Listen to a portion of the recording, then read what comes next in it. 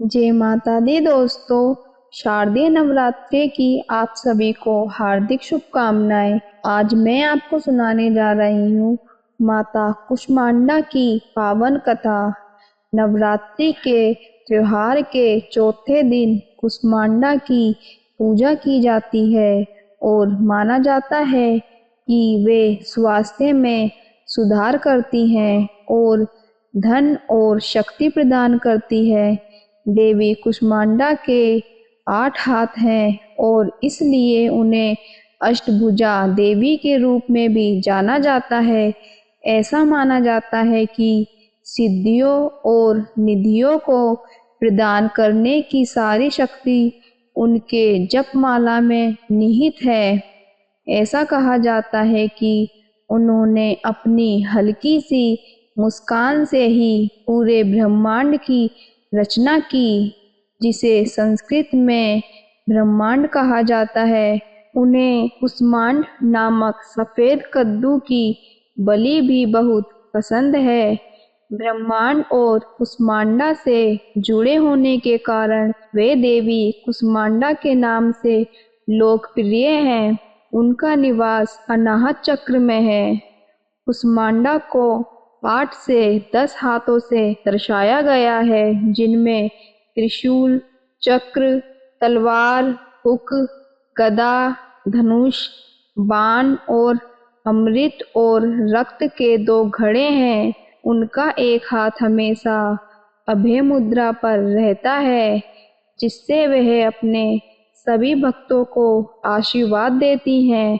वह शेर पर सवार हैं। सूर्य संसार को जीवन देता है और देवी कुष्मांडा स्वयं सूर्य की शक्ति है और जब वे सूर्य देव के मूल में निवास करती हैं तो वह सभी ऊर्जा का स्रोत होती है।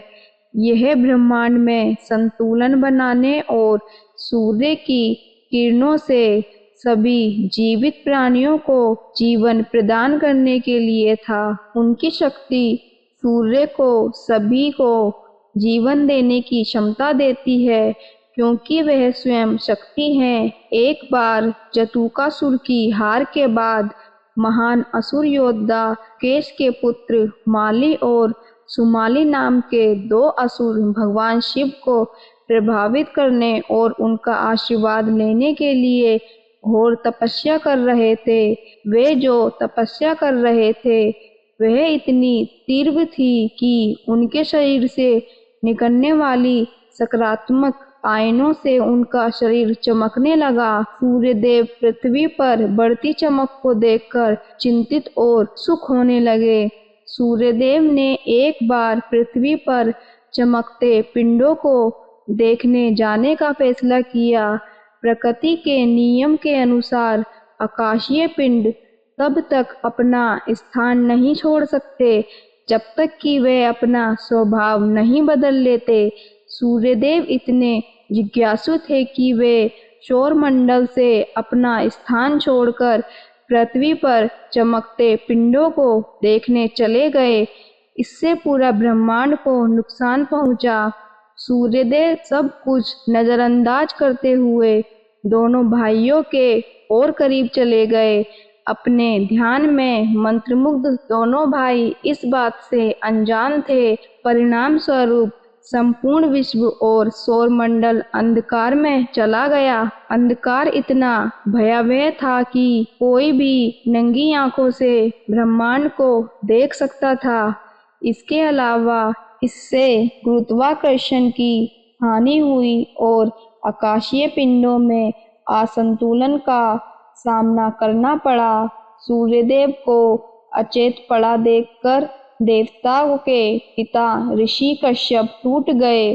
ऋषि कश्यप ने शिव को श्राप दिया कि जैसे उन्होंने अपने पुत्र को मारा है, एक दिन वे अपने ही पुत्र को मार देंगे।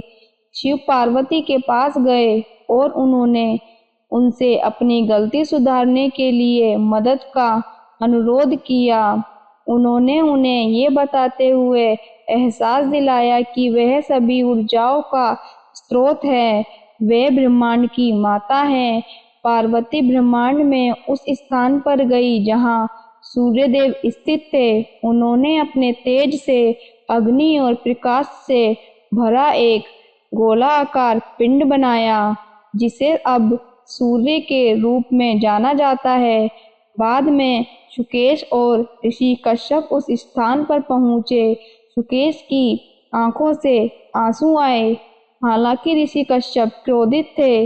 ऋषि कश्यप ने शिव को श्राप दिया कि जैसे उन्होंने अपने पुत्र को मारा, एक दिन वे अपने ही बच्चे को मार देंगे।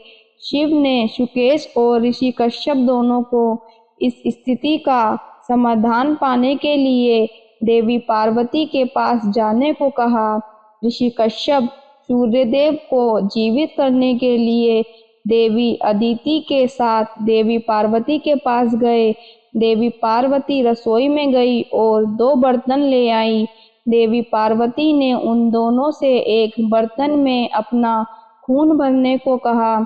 ऋषि कश्यप ने अपनी शक्ति से उन दोनों के शरीर से खून से बर्तन भर दिया। फिर दूसरा बर्तन अपने आप अमृत से भर गया।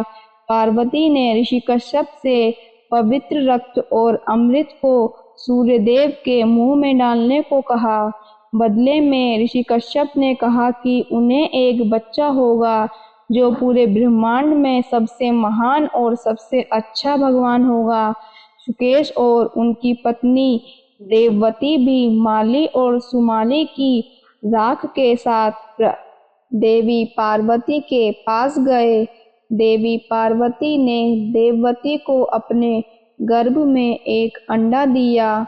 बाद में अंडे से पैदा हुए बच्चे राक्षसी थे।